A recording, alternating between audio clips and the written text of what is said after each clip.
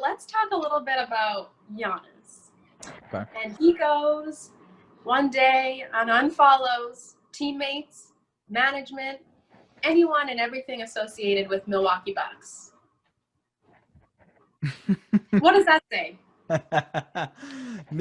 He's just baiting them in, man. If you ask me, I think that because I read a quote. I don't know if you guys read this or not, but I don't remember word for word what it was, but I think it was before they lost Game 5. I think they won Game 4, so Miami was up 3-1, and Giannis around then had said, I'm not going anywhere.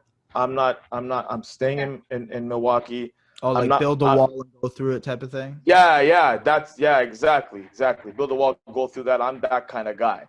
Then they lose, and then he's unfollowing everybody, you know what I mean? And then it's just like he's asking, rumors were trade. I don't think that was true. He's asking for a trade, and he wants Golden State and Toronto to be the hotspot, but I think those became fake reports. Yeah. But now what I'm hearing is it worked though. It worked because now the reports I'm hearing is that Milwaukee is willing to go into the luxury tax to give Giannis a championship caliber squad, right?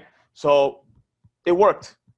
I got to give kudos to Giannis. And if they do something next year that, because the Jordan Pippen argument, I know you guys talked about that last episode. With all due respect to Chris Middleton, man, I don't see him being that number 2 option, right? I see him more, if we're talking Jordan Pippen, I think he's more like a coach, right? I think he's more of a 3, right? A coach, right? Giannis is a Jordan of a team. And when I mean Jordan, I don't mean literally Michael Jordan. I mean he's the number 1 option on the team who needs a number 2, who needs a Pippen. And Middleton just isn't that guy. He's more of, like I said, a Tony Kukoc. And so it's going to be up to management now to grab that number 2 option from whichever team. Maybe a Van Vliet, maybe somebody else. I don't know. But they're going to throw some money because I think what Giannis did worked, and they're kind of shaking in their boots. Y'all better stay away from Van Vliet. Y'all better. Yeah. Tell him, man. Tell him. Y'all better stay away from Federico. I agree. But Van Vliet's gonna get paid, man. Oh yeah, anybody. Yeah. And he deserves his money. But I'm saying Milwaukee is not gonna spare any expense to try to keep Giannis. So I kind of feel like two ways by this because I saw the same report that you had that they're willing to go into the luxury tax, and I wonder because last year they had an opportunity to go into the luxury tax by re-signing Malcolm Brogdon, and they decided not to. They said Malcolm Brogdon can go home. He can go to Indiana, call it a day. You're done. Your services aren't needed here.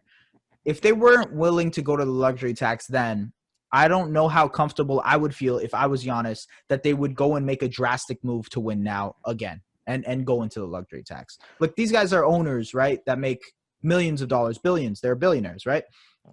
This luxury tax stuff doesn't affect their finances as much, so they should be willing to go into the luxury tax whenever they have a contender. So what's the difference between this year and now? Is it just because the pressure is on you more now? It's a contract year for Giannis. Like, it's real now. Like, Giannis has one more year left on his deal now. Yeah, no, and I know. So now it's time to wake up. And Giannis has never reacted this way, right? Last year he never reacted this way. Unfollowing, causing a stir. It just wasn't Giannis. Giannis just used to put his head down, play ball, and move forward. But now Giannis, we're kind of seeing an evolution where he is getting to that status of a LeBron, of a Durant, not only on the court, because he already had the game, but now kind of like, for lack of a better term, the politics or the way that you play the game off the court to get the players you want to play on the court.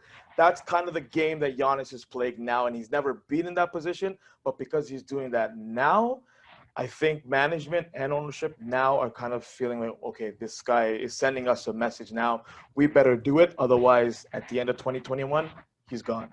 So I've got an idea for you for a trade. If that's what we're thinking of, I've got an idea for you for what we should see Giannis being or what the roster should be like. The Milwaukee Bucks should go ahead and try to get Chris Paul. Agreed. 100%. He makes $40 million a year, which is massive. But if you package Bledsoe and maybe even, if you want to get rid of Middleton, although I doubt they want to get rid of Middleton, maybe Bledsoe and a couple other players to match the contracts, get Chris Paul on your team. You finally have an actual Pippen. You have your Jordan, you have your Pippen now, and you can go 1-2 punch. And that's probably your best chance. Realistically, that is probably your best chance at winning it.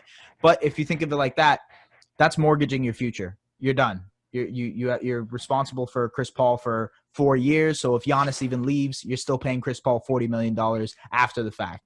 So there's a lot. Yeah, but I think you still got Chris Paul at the end of the day, right? And Chris Paul kind of proved this year with the OKC Thunder. If you give him some young guys who he can work with, he can make it work, right? It's not like if you keep Chris Paul and you get rid of Giannis, yeah, they're not as successful, but at the same time, they're not a lottery team either, right? Yeah, that's a good point. That's a good point. You try to if you lose Giannis, if you're Milwaukee, but you keep Chris Paul, then at least you got money to work with to try to attract more players, right? And Chris Paul, being the president of the NBA PA, kind of having his stroke around the league, he may be able to convince some guys to come to Milwaukee, right? So, yeah, I mean, you are for sure giving up the future and giving up, but we know with Toronto, sometimes that works, right? They got rid of DeMar, they got Kawhi, they were able to keep some guys, but if you are able to go all in for a year to get a championship, it's 100% worth it. I am sure nobody regrets that move that Masai made because we got what we wanted. We got that chip, that picture you got there behind you there, S? No, other side. Oh, no, I got you. Oh, you got the ring. Oh, all right. Yo, what is that? Like inside a safe or something? You got to go like all the way up there, bro? Like, what you got up there, bro? Yeah. So sometimes that works. Sometimes that works, guys, man. To try to give up your future to try to get a championship now, trust me, because we know when your team wins a championship, regardless, rental players or not, it's always a great feeling. You're good with always it. Yeah, that's true.